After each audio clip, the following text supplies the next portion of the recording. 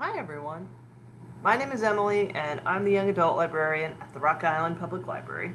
And today I have two books for you that are both available through our Libby app. That means, there's graphic novels, not as many as Hoopla, but you do get, it depends. Like if you change your settings in the app, you can get stuff for either 1 week. I think there's 2 week checkout might be the default, but you could also check things out for 3 weeks as you would with a normal physical library book.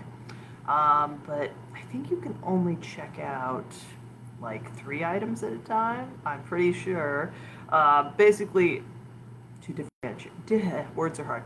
To differentiate between this one and Hoopla. The idea is with Hoopla you get 15 checkouts a month. It's either 3 or 4 with Libby, and the idea is, on these ebook services, Boundless is the same, where you just have a title and it's sort of counted like this is how many times it's been checked out, and so you can't have like multiple people unless you have multiple copies of a book available through your library. We're not going to have multiples available for checkout at the same time.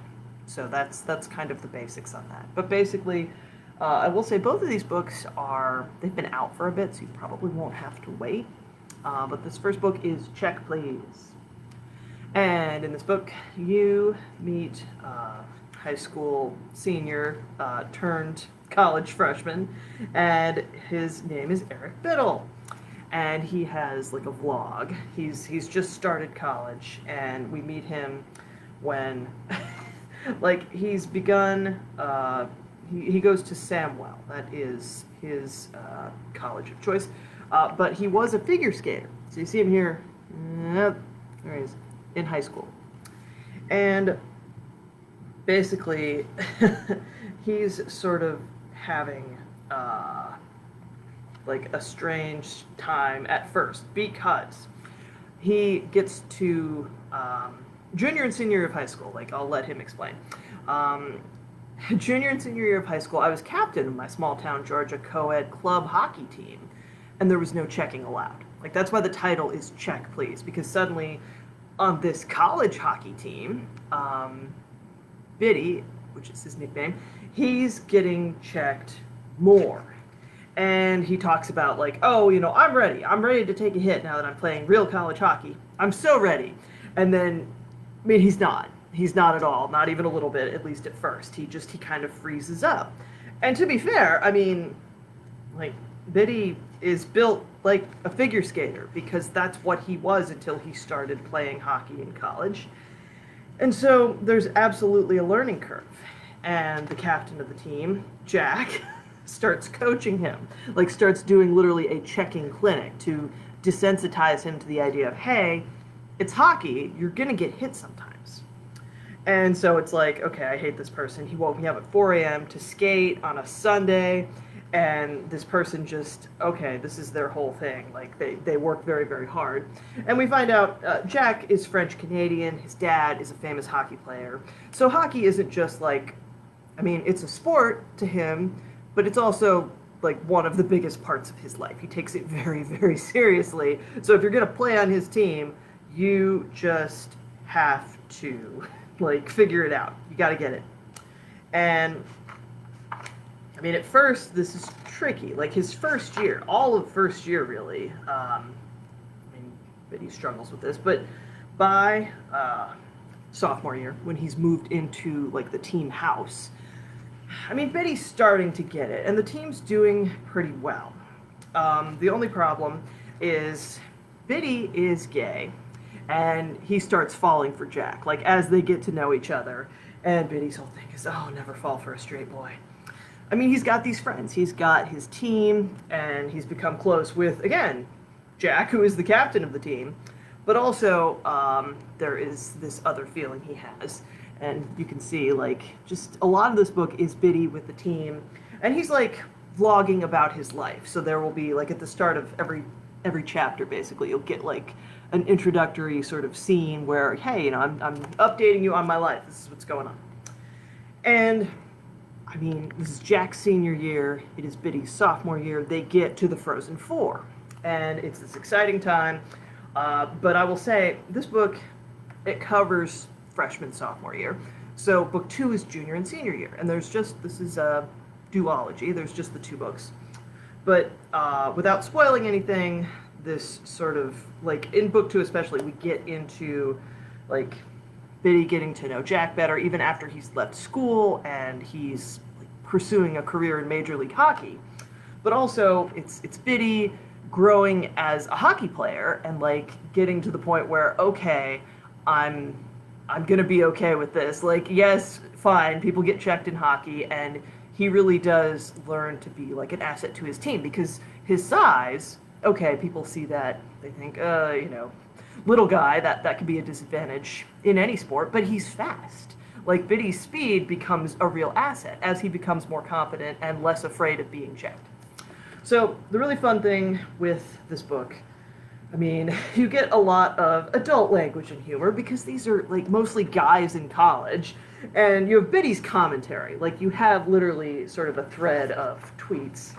And, I mean, this book is taking place in 2014, 2015, and just, at times, I mean, Biddy is horrified by his teammates because it's like, oh my gosh, sometimes you guys are such, like, stereotypical college guys. Like, they want to, like, hook up with people, they want to get drunk. And Biddy's favorite thing is baking. Like, that's why he has a vlog. He vlogs about the things he bakes. Like, yeah, he shares about his life. But his favorite thing is like, oh, wow, I love to bake. And I also, like, again, as time passes and he has this college career, he comes out of his shell more and more. Not just online, but in real spaces, in real life spaces. Because Biddy, I mean, he explains, I grew up in a small town in Georgia, like, my dad was the football coach, I didn't come out until college. And it's like, yep, that all makes sense. Now, I will say, I love that the author is a Yale graduate, and she wrote this book, these 2 books, like, as, she got a degree in computing and the arts, and that's when she got interested in ice hockey. And so it's this thing where she went from, I don't really know anything about the sport, to, like, getting into it and writing these graphic novels. So she was researching and writing a screenplay about the sport, and that's, like, in 2013, 10 years ago is when this started to come out online. And this was a Kickstarter, then, like, the books came out. I think both books are on Libby. We also have them, though, if you want to check out the physical copies. They're a lot of fun. Again, it's like day-to-day life of somebody in college, kind of getting a sense of what things are like for this person on this team and growing closer to teammates and going through just the ups and downs of relationships in college. So check it out. 2 graphic novels today because I'm kind of finishing up the year mostly with books that I have read. And this is volume 1 of the series, Hat Atelier. I may be saying that wrong, but it's as close as I'm going to get. And in this book, you meet a girl whose name is Coco. And the art here, first of all, is just fantastic. Coco, though, she lives in a world where magic is real. Again, this is just like one of the first pages. It's extremely cool. One thing, though, you should know about magic in Coco's world is it's kind of kept secret. I mean, it's kept within the world of people who know how to use magic. But other people benefit from it. So, like, at the start of the book, Coco's at the nearby spring, and she's, like, washing some clothes. She pours out some water and, like, does some scrubbing. But then, I mean, it's a magic spring. So she's, like, literally, there's a deer sort of, like, standing nearby waiting to drink at the spring. And she's like, yeah, don't worry. It's a magic spring. It'll be gone in just a sec. And sure enough, like, a light flashes and the water is clean and drinkable again. And Coco, I mean, she loves magic. She loves the fact that, okay, even though I don't know how to do magic myself, I love that it's real and that it makes life better for basically everybody. And she wishes she'd been born a witch, but she was not. Instead, she works in a tailor shop with her mother. But take a drink before I continue on, because this is 3rd book talk of the day. But one day, at the tailor shop, this magical carriage appears. And this is a flying carriage, bringing ladies from the nearby town, and also the wizard, who is the person, like, in charge of their flying vehicle. And, I mean, Coco is so excited, like, oh my gosh, this is like a real magic person, and Coco's mom has to be like, hey, just let this person do their job.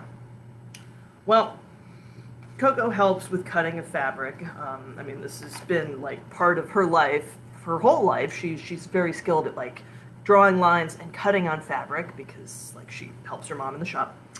And I mean, the wizard notices this, like, hey, you're really good at that. And she's just, well, I mean, to her, magic is like that's the highest art. Like whatever craft she is skilled at, it's like, oh, that's nothing compared to being able to do spells. And she explains, when asked, why do you love magic so much? And, she explains when she was very little, her mom took her to this festival that was at the castle. And it was so amazing because even like the ground was glowing. And while she was there, because she had a little bit of pocket money, Coco bought a book, a supposedly magic book from this person wearing this kind of creepy mask. And I mean, she went back to her mom and like she says, look, I bought this picture book about magic. And her mom's like, hey, that's great. And it came with a pen and it's like just something a kid would maybe buy at a festival. And Coco's all excited and she says, I want to be a witch someday. And her mom explains, you can't become a witch, you have to be born that way. Regular folk like us just don't have what it takes. And this makes Coco sad, but I mean, years later, it's like, well, I'm still a big fan of magic, even though I can't do it because I live in a world where it's real. So that's amazing. But just because magic works doesn't mean it's, like, always 100% effective. And, for example, sometimes spells need to be repaired. So this is Quifrey, he's a wizard, and he explains that what has happened is the carriage that he and the ladies from the castle were flying in, well, it needs to be fixed. Like, it flew them to the tailor shop. Like, these people came specifically because, like, oh, we can get, like, some cool kind of vintage fabrics that we can't buy for such good prices in town. But now they're trying to leave, and they find, okay, well, some kids were maybe messing around the carriage, and something happened with the spell. So Quifrey's like, don't worry, I'll fix it. It just takes a few minutes. I just need to borrow the inside of your shop.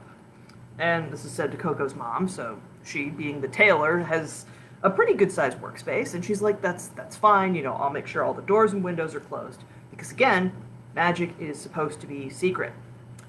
And Coco really wants to watch. She really wants to watch the moment that the spell is cast. But again, it's like, no, you're not supposed to do that. And so, I mean, she's sitting outside, like, just feeling dejected. And she wonders, too, like, what would be so bad? Like, if I can't do magic anyway, why would it be so bad to watch? Like, what is it about this that has to be secret? Well, she sees a couple neighbor kids climb up on the roof, and she's like, hey, what are you doing? Like, that's my house. And the kids are like, okay, well, we're gonna look through the skylight. So Coco climbs up too, like, okay, you're looking, and I live here, so I have even more right to look than you do. And what she ends up doing is she's able to get down, like, like seeing that the curtains are shut, the other kids give up. They're like, oh, let's just go, and they climb off the roof.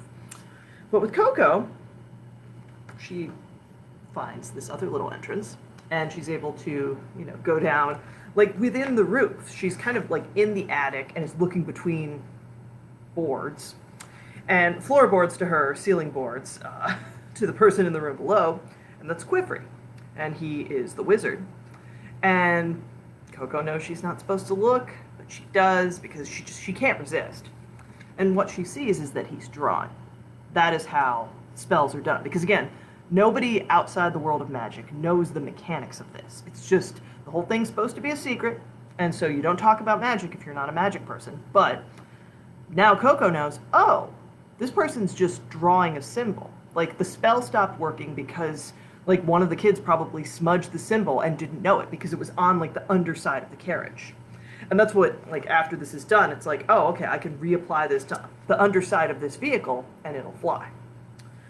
So, I mean, the people from the castle fly away, and Coco is left thinking, well, what about that book that I bought? when I was just a little kid. And I mean, Coco's mom, you know, the after this exciting day, Coco asks her mom, you know, were you worried about something? And her mom says, thought maybe you were gonna say you wanted to go with that man. And she explains, you know, I lost your father to illness. I don't think I could bear having you leave too. Coco's like, I never do that. I couldn't leave you all alone. And her mom says, thanks, Coco. How'd I get such a sweet girl? And I mean, that night, Coco's thinking, all right, Mom, I'm sorry. I'm not going to leave, but I have to try something. Because she gets out the picture book she bought as a little kid. And what Coco does is she starts drawing the symbols from the book. And what she finds is, this is how magic happens. But not always. Like, the better she draws the symbol, the more of an effect she's going to get. So this symbol makes light, and she drew it pretty carefully, so she got it right, was able to make the spell work. Now, other spells are not so great to maybe do inside, or, you know, for a first-timer, this could be a little risky, because, I mean, this one makes fire. And I will say, these aren't labeled. These are just pictures in a book that she's copying. There's no words, and so Coco's, like, finding out as she's drawing what these things do. And so, I mean, like by late in the evening, Coco's like, wow, you know, I'm getting the hang of this. I feel really good about this. And she's looking at her work. She can see that, well, big ones are stronger than little ones, and neatly drawn ones last longer than messy ones. But it's hard to draw them both big and neat. The visitor we had today made it look so easy. And then she thinks, wait a minute, I can just trace the symbols. I'll get some paper, and I can see through it and trace the pattern perfectly.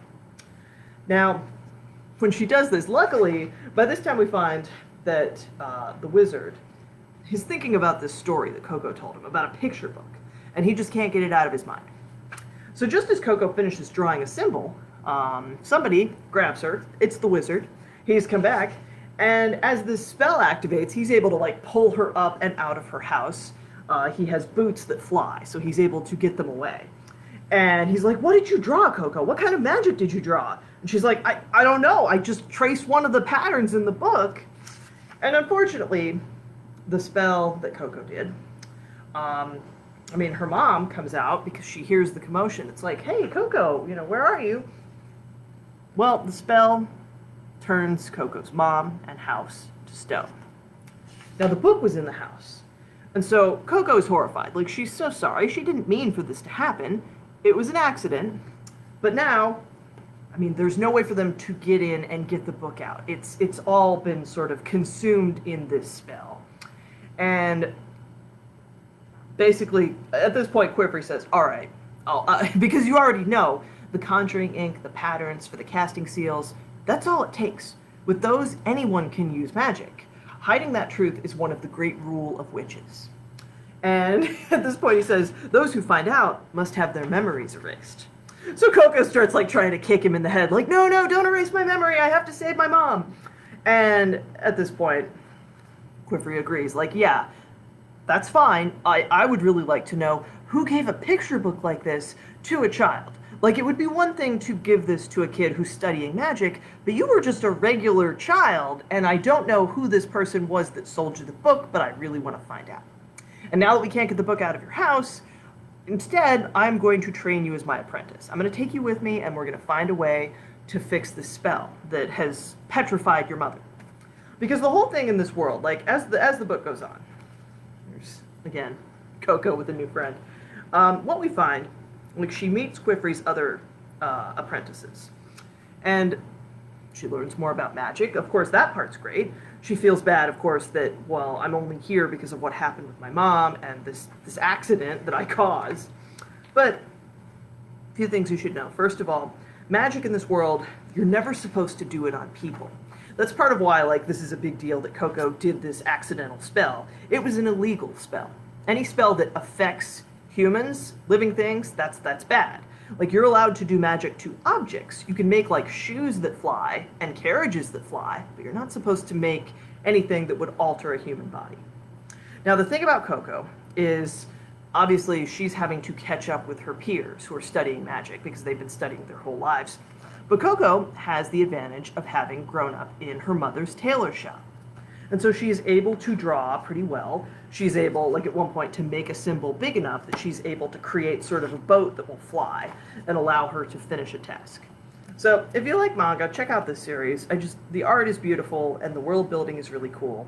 At the end, you get like sort of a little guide to this is how like the different spell symbols work.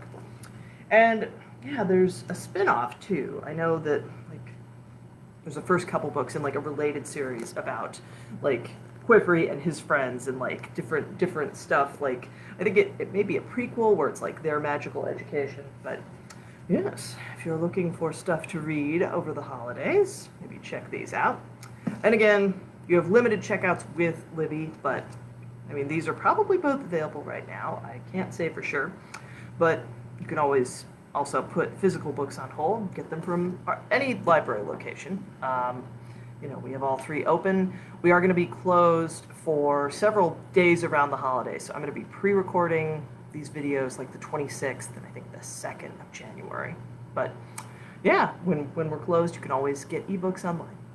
And thank you for watching. I will see you again next week.